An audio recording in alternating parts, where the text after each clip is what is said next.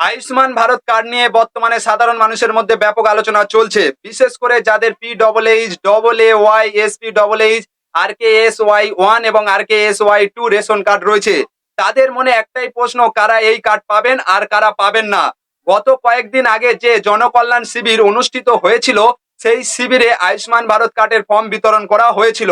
আর সেই সময় থেকেই কয়েকটি গুরুত্বপূর্ণ বিষয় সামনে এসেছে। দেখা গেছে PWH, AA এবং SPWH ক্যাটাগরির অনেকের পরিবারের জন্য প্রি প্রিন্টেড ফর্ম, অর্থাৎ আগে থেকে নাম ও তথ্য ছাপানোর ফর্ম দেওয়া হয়েছে। অনেক ক্ষেত্রে এই ফর্ম বাড়ি বাড়ি পৌঁছে দেওয়া হয়েছে। অন্যদিকে RKSY1 এবং RKSY2 কার্ডধারীদের সাধারণ আবেদন ফর্ম পূরণ করতে বলা হয়েছে। এখান থেকে অনেকের মনে প্রশ্ন তৈরি হয়েছে, তাহলে কি PWH, AA এবং SPWH কার্ডধারীরাই আয়ুষ্মান ভারত কার্ড পাবেন, আর RKSY1, RKSY2 পরিবারের মানুষ কি এই সুবিধা থেকে বঞ্চিত হবেন? তবে বন্ধুরা, কোনো সিদ্ধান্তে পৌঁছানোর আগে আমাদের ফর্মের উল্লেখ থাকা কয়েকটি গুরুত্বপূর্ণ তথ্য সত্য ভালোভাবে বিশ্লেষণ করা দরকার। কারণ শুধুমাত্র কার কার কোন ধরনের ফর্ম পৌঁছেছে সেটার উপর ভিত্তি করে চূড়ান্ত সিদ্ধান্তে পৌঁছানো ঠিক হবে না। এই প্রশ্নের উত্তর খুঁজতে গেলে আমাদের ফর্মে থাকা সত্যগুলোর দিকে নজর দিতে হবে। এবার ফর্মে উল্লেখ থাকা কয়েকটি গুরুত্বপূর্ণ সত্য বিশ্লেষণ করা যাক। 1 নম্বর, কাঁচা দেয়াল ও কাঁচা ছাদ সহ মাত্র একটি ঘর।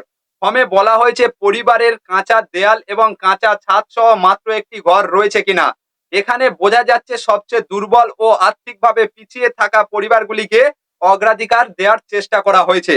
কিন্তু বর্তমান সময়ে অনেক গরিব পরিবারেরও পাকা বাড়ি রয়েছে, আবার অনেক RKSY1 ও RKSY2 পরিবার এখনো আর্থিকভাবে দুর্বল। তাই শুধুমাত্র এই সত্য দেখিয়ে প্রকৃত অবস্থা বোঝা সবসময় সম্ভব নয়। 2 নম্বর, 16 থেকে 59 বছর বয়সী কোনো প্রাপ্তবয়স্ক সদস্য নেই। এটি অত্যন্ত গুরুত্বপূর্ণ একটি সত্য, অর্থাৎ পরিবারের এমন কেউ নেই যিনি কাজ করে উপার্জন করতে পারেন। যদি এই সত্যটি কঠোরভাবে প্রয়োগ করা হয়, তাহলে অনেক পরিবার এই তালিকার বাইরে চলে যেতে পারে। 3 নাম্বার, প্রতিবন্ধী সদস্য রয়েছে এবং উপার্জনের সক্ষম সদস্য নেই। এই ধরনের পরিবারকে বিশেষ গুরুত্ব দেওয়া হয়েছে, কারণ এই পরিবারগুলোর চিকিৎসা ও দৈনন্দিন জীবনযাপনের খরচ বহন করা অনেক বেশি কঠিন হয়ে পড়ে। 4 নাম্বার, SC ও ST পরিবার ফর্মে তপশিলি জাতি এবং তপশিলি উপজাতি পরিবারের কথাও উল্লেখ করা হয়েছে। এটি দেখায় যে সামাজিকভাবে পিছিয়ে থাকা পরিবারগুলোকেও অগ্রাধিকার দেওয়ার চেষ্টা করা হয়েছে।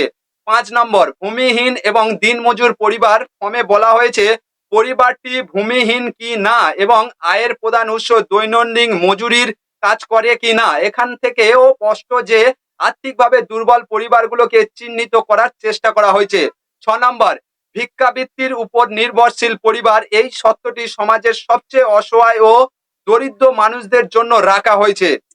7 নাম্বার, ম্যানুয়াল স্ক্যাভেঞ্জার ও মুক্তিপ্রাপ্ত বন্ধক শ্রমিক। এই দুইটি শ্রেণীর বিশেষভাবে উল্লেখ করা হয়েছে, যা থেকে বোঝা যায় সমাজের অত্যন্ত পিছিয়ে থাকা মানুষদের এই প্রকল্পের আওতায় আনার চেষ্টা করা হচ্ছে। 8 নাম্বার, বিভিন্ন শ্রমজীবী পেশার মানুষ ফর্মে আরো উল্লেখ করা হয়েছে।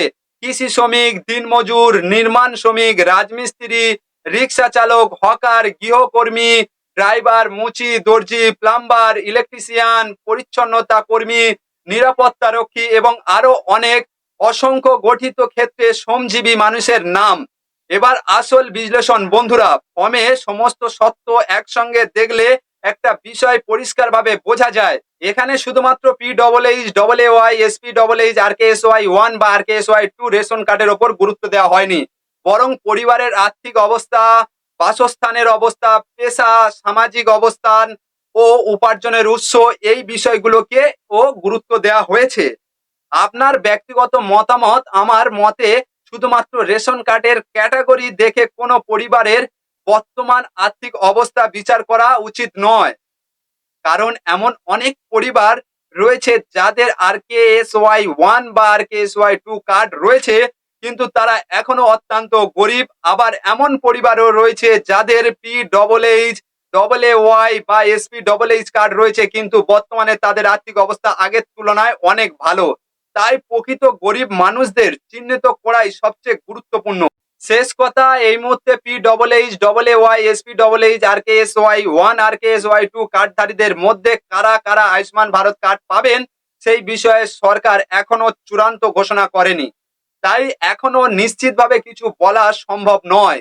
তবে ফর্মে থাকা শর্তগুলো দেখে মনে হচ্ছে শুধু রেশন কার্ড নয়, পরিবারের প্রকৃত আর্থিক ও সামাজিক অবস্থাও বিবেচনা করা হতে পারে।